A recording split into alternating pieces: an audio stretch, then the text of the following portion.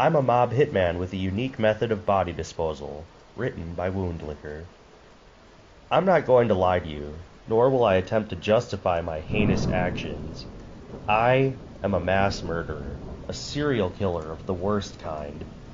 Over a 20-year period, I've been directly or indirectly responsible for upwards of 300 murders.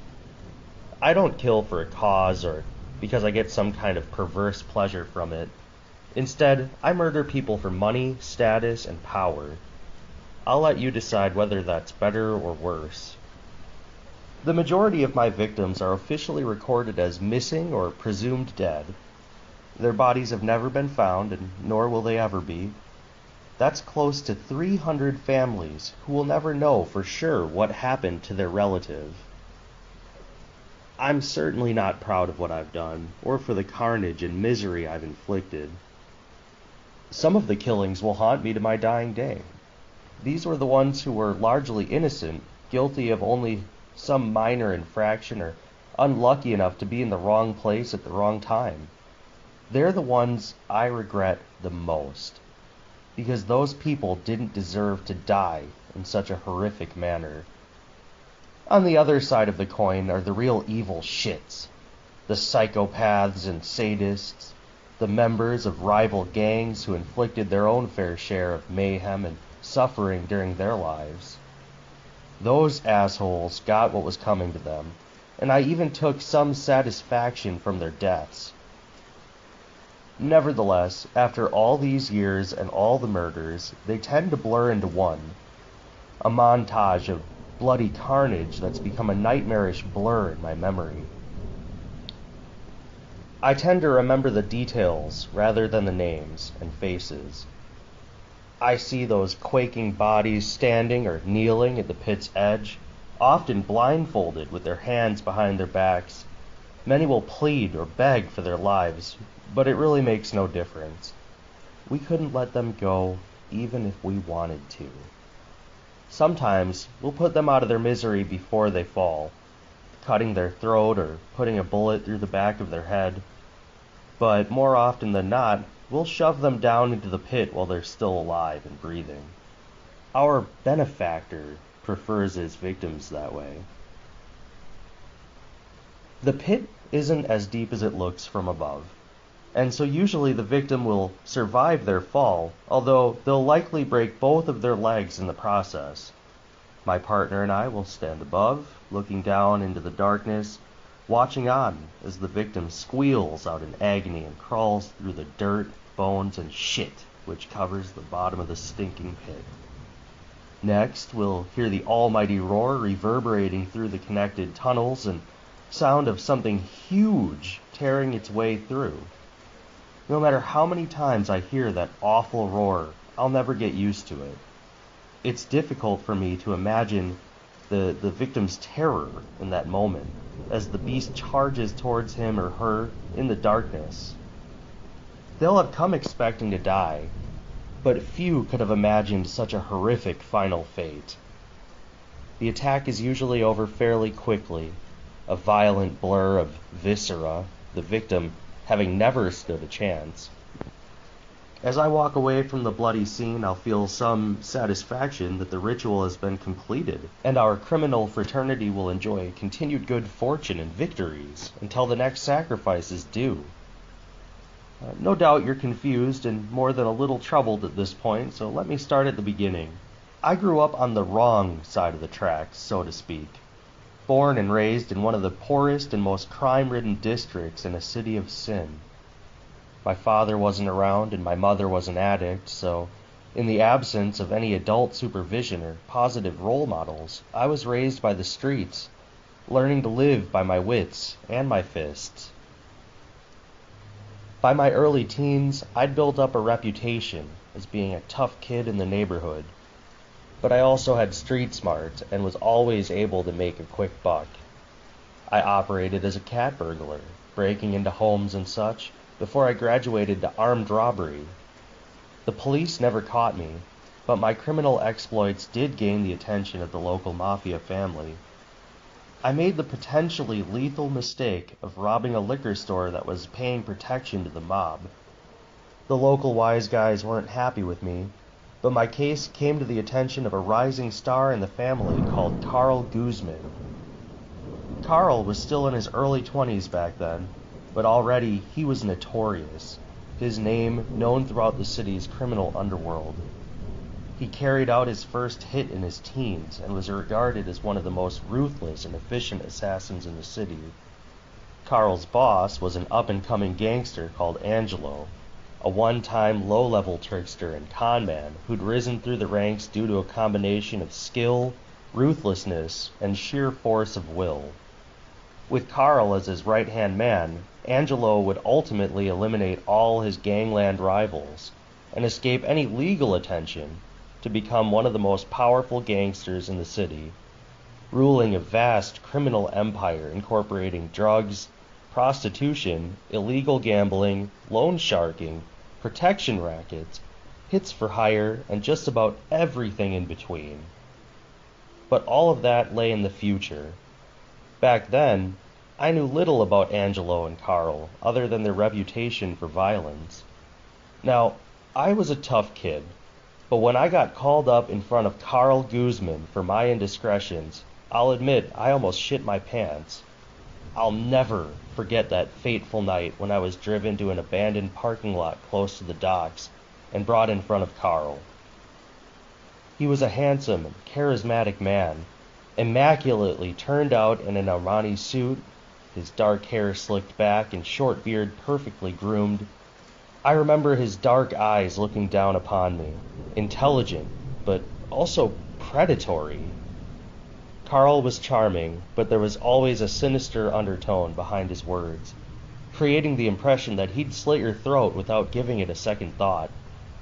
I was scared out of my mind that night, as I reckoned he would kill me right there and then. But of course, he didn't. Despite my bad behavior, Carl said he was impressed by my criminal aptitude and the stories he'd heard about me around the neighborhood. Therefore, he gave me two choices that evening.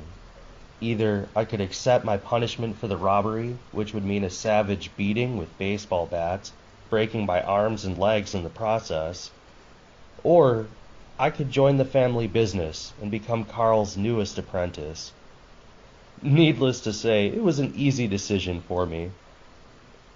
It was only 2 months later when I accompanied Carl on my first kidnapping and murder.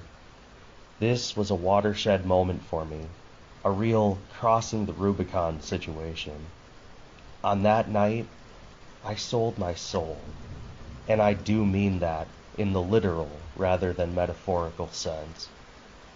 On the night of the abduction, I was drinking in O'Reilly's, a tough-as-nails bar on the city's south side run by an ex-gangster who didn't ask too many questions of his patrons. I had just downed my second whiskey when Carl walked in, his eyes quickly scanning the bar's interior as he sought me out. I could tell from the look on his face that he meant business and that this was no social call. I had a lump in my throat as I welcomed him. "Hey, boss, what's up?" He nodded his head solemnly, his intense eyes narrowing as he replied, "Finish your drink. We're working tonight." I knew from his demeanor and the tone of his voice that tonight's job was going to be more than your average hijacking or punishment beating. I realized right then and there, Carl wanted me to make my bones, to complete my first kill. I'd done a lot of bad shit up to that point in my life, but I had yet to take a life. The prospect of committing a murder didn't exactly fill me with glee. I was never one of those psychopaths who gets off on it. Nevertheless, I knew I needed to make my bones in order to rise in the family, and so I was prepared to do so. But I had no clue of what lay before me. We drove to the location on the outskirts of town in a stolen car, Carl taking the wheel while I rode shotgun. I carried a snub-nosed revolver, not much used for an extended gunfight, but handy for a close-range execution. Not a word was spoken during the 20-minute journey. Carl remained entirely silent and focused on the drive, while I knew better than to ask any questions. Carl would tell me what I needed to do when the time was right. We stopped at an abandoned warehouse in a desolate industrial estate just outside of the city limits.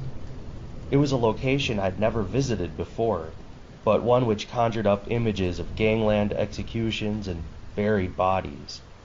Carl drove up onto a piece of wasteland, parking in the mud and waiting with the engine still running, the car's headlights illuminating the darkened scene.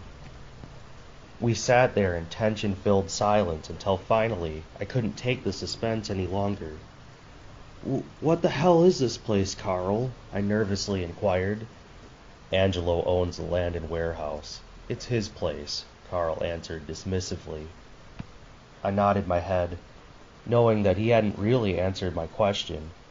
I decided to push for more information. "Why are we waiting here, boss? I thought we had a job to do." "This is the fucking job," Carl shouted angrily back. "Now shut your damn mouth and stay calm. You'll find out the truth soon enough." I didn't quite know what to make of his cryptic words, but I knew better than to ask any more questions. In any event, it wasn't long before I got my answers. A few minutes later, a second vehicle came into view, slowly plowing through the muddy wasteland and pulling up to park about 20 yards from our car. Carl looked on cautiously as the doors of the dark sedan swung open, and two tall and bulky men stepped out, a pair of gangland enforcers dressed in cheap suits, both armed with 9mm pistols tucked into their waistbands. I didn't recognize the men, but Carl clearly did, as he opened the car door and stepped out, advancing across the dead ground as he went to greet the newcomers. One of the gangsters, a dark-skinned and bald-headed man, stepped forward and spoke. "Hey boss, sorry we're late. Fucking traffic on the freeway." "You got the package?" Carl interjected abruptly. "Yeah, boss," the gangster confirmed. "He's in the trunk. Didn't give us much trouble." "Get him out," Carl ordered. A moment later, I was watching the two gangsters manhandling their victim, dragging him out of the trunk and frog-marching him across the wasteland. The prisoner was dressed in a soiled tracksuit, his hands tied in front of him with a large black bag over his head, obscuring his vision. He was an average-sized man, but dwarfed by the pair of hefty enforcers who held him. I noted how he hardly resisted his captors, appearing utterly defeated and submissive in his demeanor. Carl walked up to the hooded man, standing only inches from his face as he inspected the victim with a discerning eye. "Take that damn hood off his head," Carl instructed. "It doesn't matter if he sees our faces now." One of the thugs obliged, removing the hood from the victim's head. The face underneath was a sorry one. His nose was broken, and his face was covered in dried blood. His eyes were bloodshot and tired. Surprisingly, he didn't seem scared or in a state of panic. Instead, the victim appeared beaten and resigned to his fate. He adjusted his eyes to the glare of the headlights and looked up at my companion. To my surprise, it turned out they knew each other. "Guzman? Is that you?" he muttered through trembling lips. "Yeah, it's me, buddy. Sorry we have to meet like this," Carl replied coolly. The condemned man surprised me again by shrugging his shoulders dismissively. "I fucked up," he replied simply. "Yeah, you did," Carl confirmed. "Is there any way out for me? Any chance of a pass?" Carl shook his head in the negative. "Can't do it, old buddy. You know what happens when you steal from Angelo. There's no way back." "What about my body?" the man interjected. "Can you get it back to my family so they can give me a proper burial?" "Can't do that either, man," Carl replied with a hint of guilt now evident in his voice. "It's out of my hands. You know that. But we'll get word to your people. Let them know you're not coming home." I saw the condemned man's face contort and tears well up in his eyes. He took a deep breath before saying, "Fuck it, let's get it over with." Carl took hold of the bound man, dismissing the two thugs while doing so. He watched as they drove off, and then Carl directed us towards the waiting warehouse. as we led our victim on a solemn death march. It's fair to say I was feeling pretty disturbed at this point. In the years which followed, I became hardened to death and violence, but this was my first killing, and it shocked me how cold Carl was with our soon-to-be victim, and how the man meekly accepted his fate. This almost made things worse, but I knew Carl was watching me closely and evaluating my performance. My whole future in the criminal underworld hinged on how I carried myself over the next few minutes, and I was determined not to fuck it up. Carl made me hold the condemned man while we unlocked the door, leading us inside the warehouse. The interior of the building was almost entirely bare, albeit illuminated by portable lamps linked up to a generator. In the middle of the concrete floor was a gaping, open hole in the ground, about 20 by 10 meters across. I was puzzled and more than a little concerned. Initially, I assumed the pit was some sort of mass grave. That would have been bad enough, but the truth was far worse. We dragged our victim forwards, right to the edge of the pit. I remember his whole body was shaking uncontrollably, and he couldn't stand without support. The stench by the pit was pretty horrific, a foul combination of rotting flesh and what smelled like animal waste. The same as you'd get in a zoo. I was uneasy, but also morbidly curious, peering over the edge but seeing only darkness. "You don't want to get too close," Carl warned. By this stage, our victim was down on his knees by the pit's edge, muttering a quiet prayer through his trembling lips. I pulled out my piece, preparing to fire, but something stopped me from doing so. Suddenly, I heard a sound emanating from the dark bottom of the pit, faint at first, but quickly growing louder. I jumped when I heard the animalistic growl for the first time, quickly followed by an almighty roar which filled the space. A moment later, what sounded like a large beast as big as a rhino came storming into the pit. The ground shaking due to its immense size and strength, I couldn't get a good look at the monster, only seeing a dark shape circling the bottom of the pit. I looked to the quaking victim before me, seeing him whimpering in terror as a stream of urine poured down his trouser leg. "What the hell is down there?" I screamed, shouting to be heard above the creature's growl. "Shoot him and kick the body down there," Carl ordered loudly. I shook my head in confusion. "I don't understand," I replied. "Shoot him in the head," Carl screamed. I raised my revolver, holding the barrel against the back of his head. I paused before firing, not wanting to pull the trigger, but I realized that killing him would be a mercy compared to what lay below. I closed my eyes and fired, feeling the kickback as my victim's head exploded. His limp body fell forwards, dropping over the edge. I heard the poor bastard's corpse hit the ground with a dull thump, and a moment later the beast grabbed hold of him with its mighty jaws, biting down on flesh and bone while producing a sickening crack. I caught a brief glimpse of the monster as it briefly emerged from the shadows, seeing its shark-like eyes and a huge mouth filled with razor-sharp teeth. The mere sight of the beast brought a cold chill up my spine, a primal terror unlike anything I'd ever experienced before. A moment later, the beast dragged the corpse back into the shadows and started to devour his flesh in a sickening display. I walked away from the pit in disgust, feeling like I was about to be physically sick.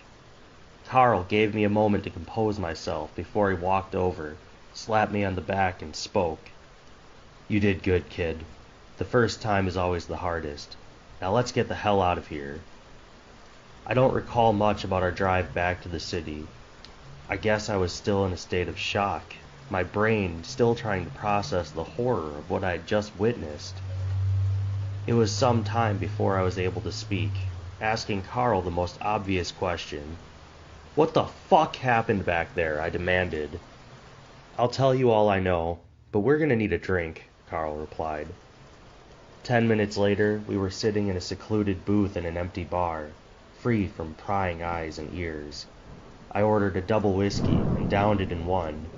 "What the hell was that thing?" I asked, half not wanting to hear the answer. Carl took a large gulp from his own drink before answering. I don't know exactly. It doesn't have a name. All I do know is where it comes from. A tunnel leading deep into the earth, a passageway to... He paused briefly, carefully considering his next words. You believe in the afterlife, kid? In heaven and hell? I shrugged my shoulders, puzzled by the question. I guess so. I've never given it much thought, I answered. Carl nodded his head before continuing. What about a Faustian bargain? You heard of that? I shook my head in the negative. It's a fable about a guy who makes a deal with the devil, Carl explained. I scoffed and laughed dismissively. I don't believe in all that supernatural shit, I replied. Well, Angelo sure as shit does, and he's not on the side of the angels. How can you deny what you saw tonight? I didn't have an answer. Listen, I don't know all the details, Carl continued, but Angelo made his deal with the man downstairs a couple of years back. The deal's simple. Angelo offers up regular sacrifices to the beast below, and in return he gets everything he wants in life. Money, power, no trouble from the law, all of his rivals are dead or in prison, and the good times keep on rolling, as long as he delivers the bodies. I shook my head in disbelief, wanting to believe this was all some sort of sick joke or a type of initiation. But there was no way to explain the beast I'd seen down there. My brain was racing at 100 miles per hour as I tried to make sense of what I'd been told. I don't know, Carl. I've done some shady shit in my days. Robbing and shooting people is one thing, but deals with the devil and human sacrifices? That's a whole different level. Carl nodded his head in understanding. I get it, man. I felt the same first time I saw that monster and learned the truth. But look at it this way. As Angelo grows more powerful, we benefit too. A few more years and our crew will be running this town. And if the devil reneges on his deal, Angelo will be the one to pay the price. It's a win-win. So what do you say, kid? You want to make it in the big leagues? I know I should have walked away right there and then. But what can I say? I'm not a good guy, and the promises of power and wealth were just too tempting. So I said yes, and my life changed forever. Carl was right, up to a point at least. It did get easier over time, and we carried out a lot of sacrifices in those early years. It was around that time when Angelo went to war with the largest crime family in the city, and the streets ran red with blood. Our boss was ultimately victorious, no doubt due to the deal he'd made with the man downstairs, but it was a long and bloody gangland conflict, and our hit squad was kept very busy. I can't recall how many men we killed during that gang war. The faces and names tend to blur after a time. We weren't able to sacrifice all of our victims to the beast. Many of them we shot dead on the streets, but when possible, we kidnapped our rivals and brought them to the warehouse. This wasn't always an easy task. Some of the men we took were real tough bastards who fought fiercely. But, almost without exception, our victims would shit themselves when we got them to the pit and they heard the beast's terrifying roar. Now, these guys were real nasty fucks. Gangsters, drug dealers, pimps, and killers for hire. They were the worst of the worst, and I really don't feel bad about serving them up as human sacrifices.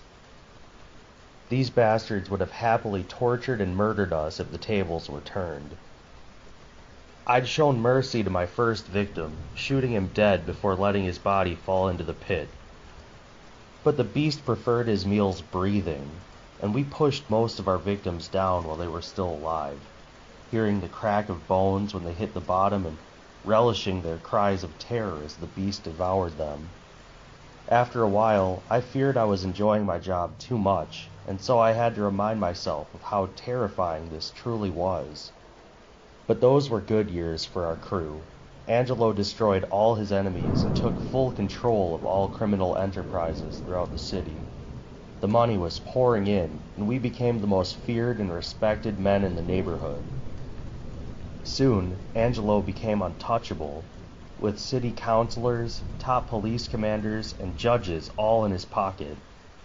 Even the honest cops and prosecutors weren't able to build a case, and our boss never spent a day in jail. Yes, those were the good times, and clearly the ritual sacrifices were working, but of course, it didn't last. The trouble was that we were too successful. When the gang war ended, Angelo no longer had any rivals left to eliminate. But of course, the devil and his beast were relentless, and they continued to demand fresh sacrifices. Before long, we began executing men and women for the most minor of infractions or insults. But the crooks were so terrified of Angelo and us that they didn't dare put a foot out of line, so we had to change tactics once again. That's when we started picking victims at random. They were people we knew no one would miss, the homeless and drug addicts mostly. We found it easier to dope our victims up before throwing them into the pit. It made them more docile as we dragged them to their deaths, tossing those poor bastards over the edge and walking away as the beast ripped them to shreds. Carl and I rarely spoke on those nights, but neither of us was happy. I became sickened by my role in these senseless killings, a seemingly never-ending conveyor belt of death and suffering. I tried everything to dull my pain. Drink, drugs, sex, but nothing worked. I just couldn't escape the immense guilt that I carried with me. Carl got bumped up about 6 months ago, taking on the role of Angelo's number 2. I didn't quite know how to feel about this change. Carl and I had worked together for a long time, and we shared a terrible secret, but a part of me was glad to see the back of him.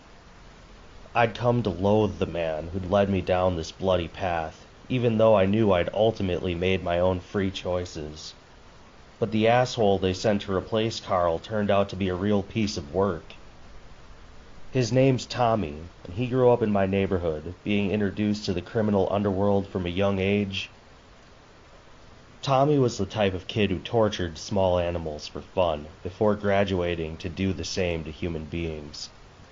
He took a perverse, sadistic pleasure in killing, which had never appealed to Carl and me. We considered the murders an ugly but necessary act, and we tried to be as professional as possible. But Tommy loved killing, and was almost giddy every night we carried out a sacrifice. He would mock our victims, laughing in their faces as they pled for mercy, or giving them false hope before delivering the fatal blow.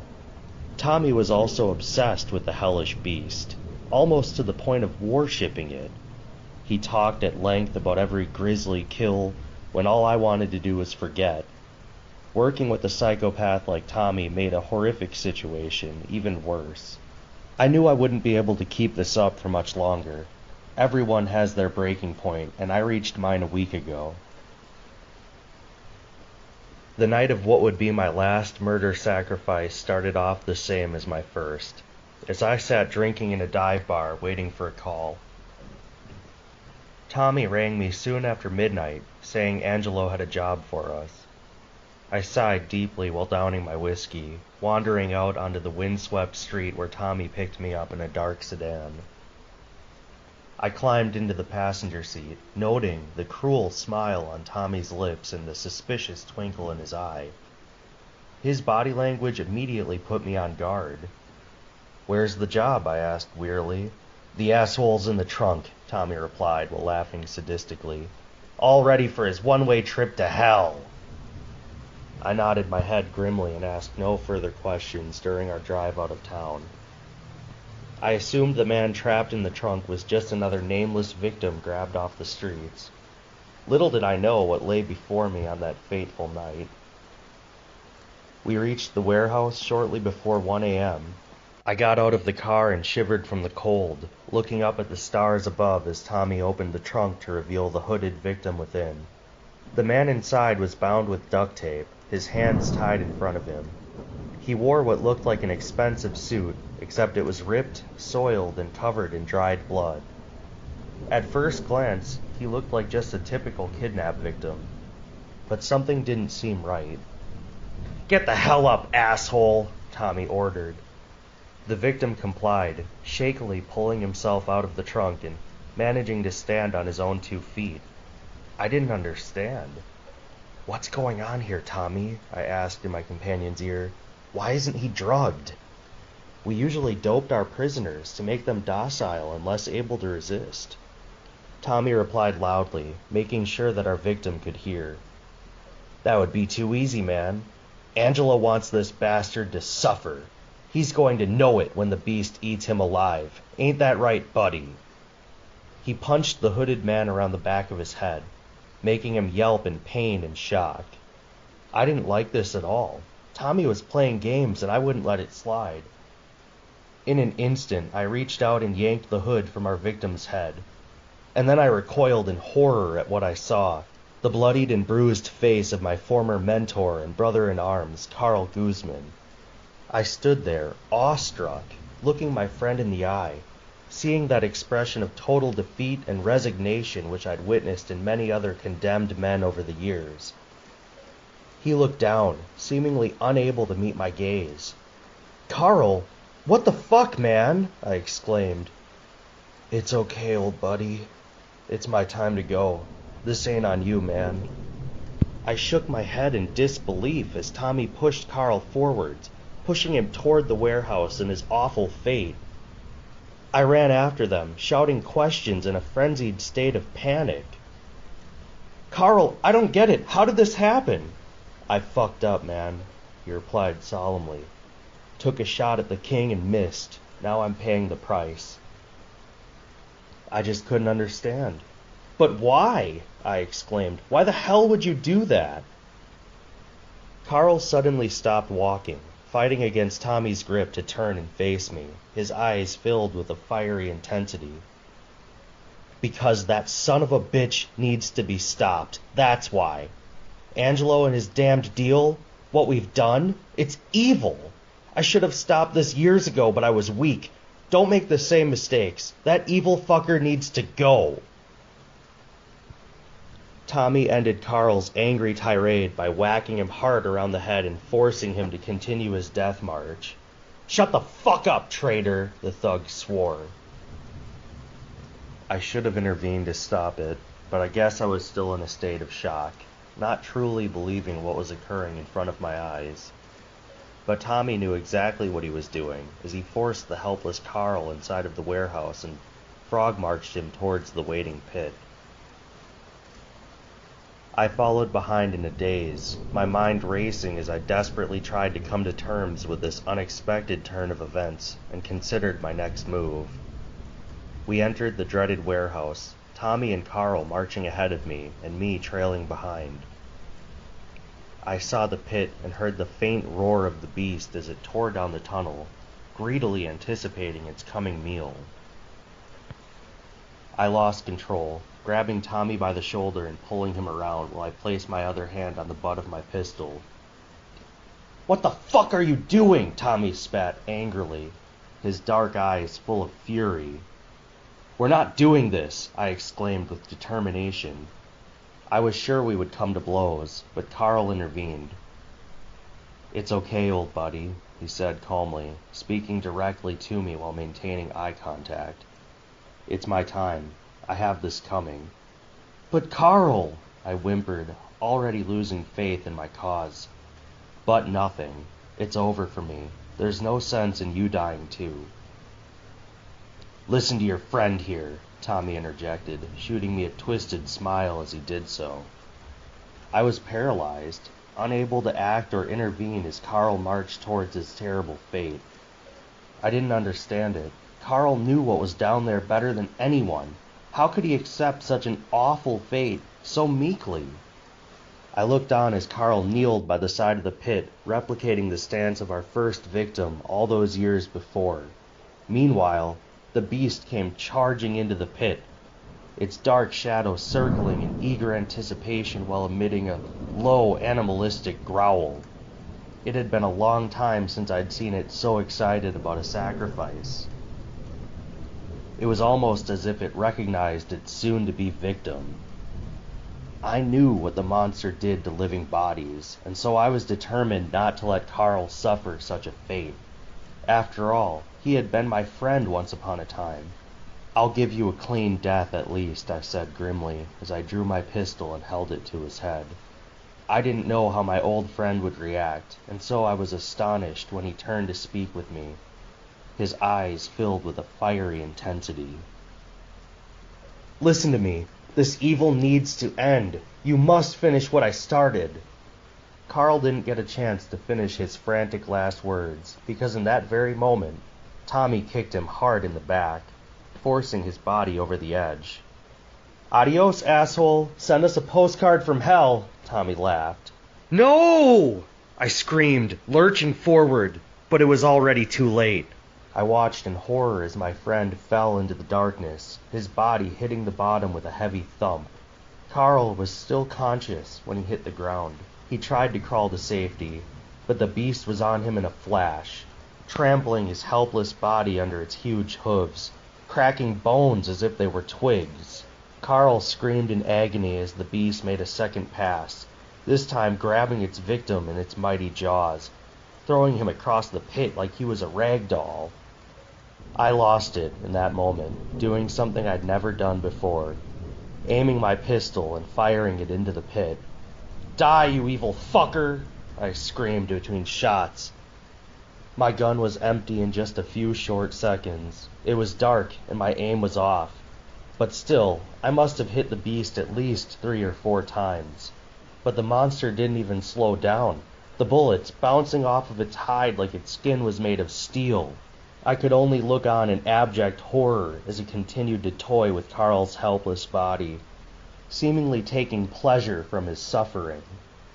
Finally, the horrifying ordeal came to an end, as the monster bit through Carl's torso, practically splitting him in two before dragging his shredded remains into the shadows, where it proceeded to devour his flesh. I stood by the edge of the open pit, perspiring heavily and with tears in my eyes as I tried to come to terms with Carl's horrific death. Suddenly, my sixth sense spiked as I felt the hairs on the back of my neck stand on end. I turned around sharply and saw Tommy approaching from behind, his hand reaching for his gun and his eyes filled with a murderous intent. A second later, and he surely would have pushed me down into the pit. But now Tommy was caught out, like a deer in the headlights. I stepped away from the edge and made my knuckles into fists, preparing to fight for my life. Tommy wasn't used to fighting people who defended themselves, and so he hesitated. We glared at each other for a tension-filled minute before I eventually broke the silence. "We done here?" I asked coldly. "Yeah," Tommy replied after a lengthy pause. "We're done. Let's get the fuck out of here."